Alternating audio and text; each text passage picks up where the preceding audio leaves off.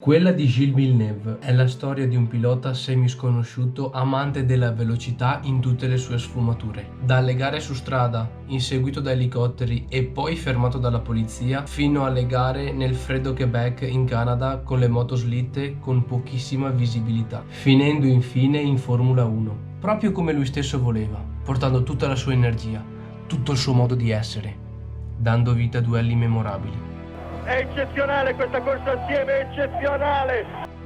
Ed è proprio per questo, perché dopo 38 anni ci ricordiamo ancora del fantino Gilles Villeneuve. Io stesso fui impressionato dal suo modo di essere ribelle in pista, ma allo stesso tempo educato, quando da bambino guardavo le sue videocassette. Guardando tutto il video potrai vedere di cosa quel fantino canadese riuscì a fare in pista, ed è per questo motivo perché ancora oggi, nel maggio del 2020, Gilles Villeneuve è ancora impresso nelle memorie di molti ferraristi e non.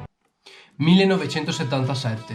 Niki Lauda divorzia dalla scuderia Ferrari. Lo stesso ingegner Enzo Ferrari decide quindi di guardarsi attorno per sostituire il campione austriaco. Contemporaneamente in quell'anno un giovane canadese rimase a piedi, dopo che la McLaren lo ingaggiò come terzo pilota e gli diede la possibilità di correre dei Gran Premi di Formula 1, fallendo questa opportunità. Il Drake, Enzo Ferrari, come era soprannominato, non voleva ingaggiare un altro campione per sostituire un campione partente, ma piuttosto voleva far crescere un giovane per poi farlo sbocciare, come il campione di Rocky, no? Un pugile semisconosciuto che si trova a combattere per la cintura. Il Drake ricevette delle informazioni circa su questo giovane canadese del Quebec, un campione di motoslitte. Decise quindi di puntare su di lui. Questo giovane si chiamava Gilles Villeneuve.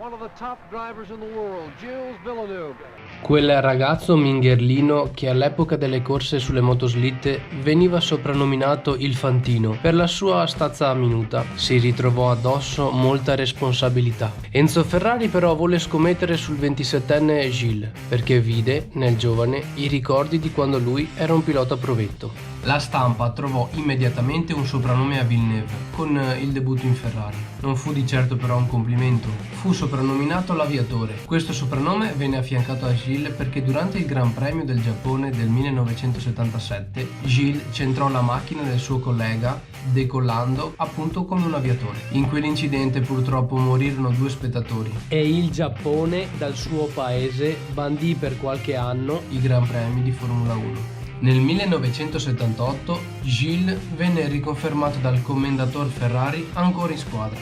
L'aviatore purtroppo in quell'anno continuò a non vincere, faceva troppi incidenti, troppe lire di danni. Il compagno di squadra Reutemann era sempre davanti in classifica, mentre Gilles era sempre dietro. Per essere riconfermato il secondo anno consecutivo nella scuderia di Maranello, Villeneuve doveva vincere un Gran Premio.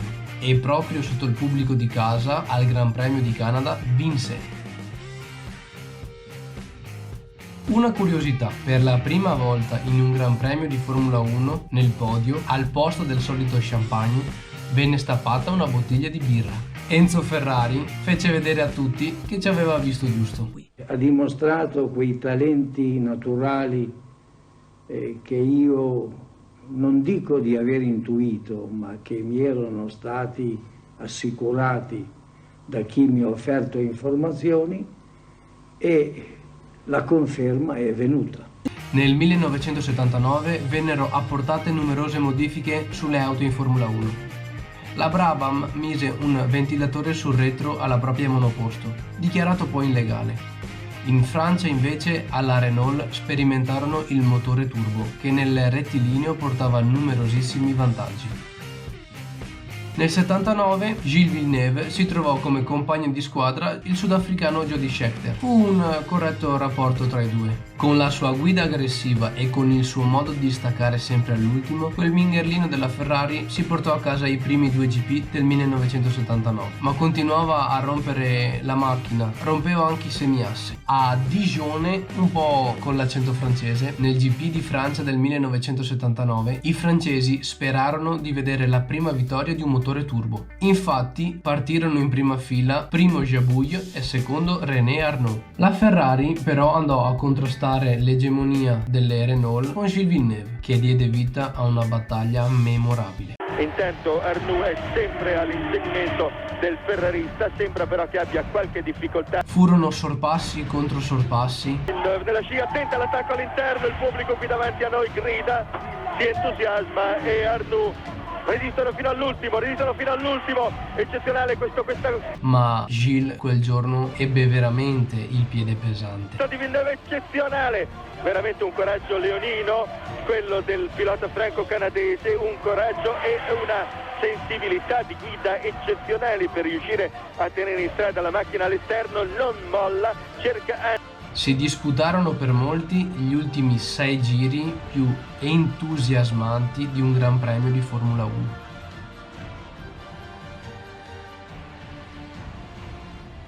Arnoux in seconda posizione, Villeneuve che esce dalla traiettoria, ruote che fumano, Villeneuve all'interno si butta sulla Renault del francese René Arnoux.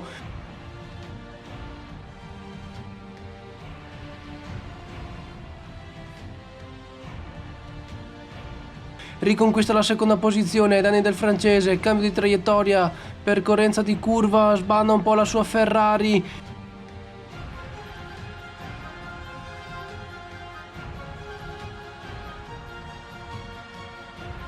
Sempre alla seconda posizione, vediamo cosa farà Arnoux. Eccolo in scia, sempre Villeneuve, passano all'ultimo giro in scia Arnoux su Villeneuve, in questo momento esce.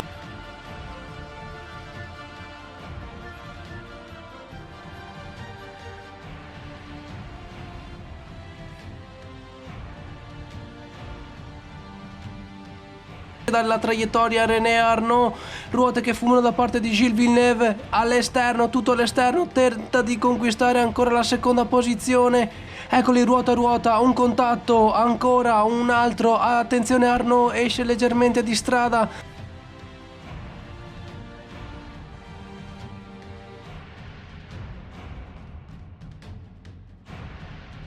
Vediamo cosa farà Villeneuve in questo momento, ancora ruota a ruota, si toccano un'altra volta, curva di percorrenza a sinistra, esce. Vediamo se tenta l'incrocio per riconquistare la seconda posizione, sì, ce la fa all'interno, questa volta sulla percorrenza di destra di curva.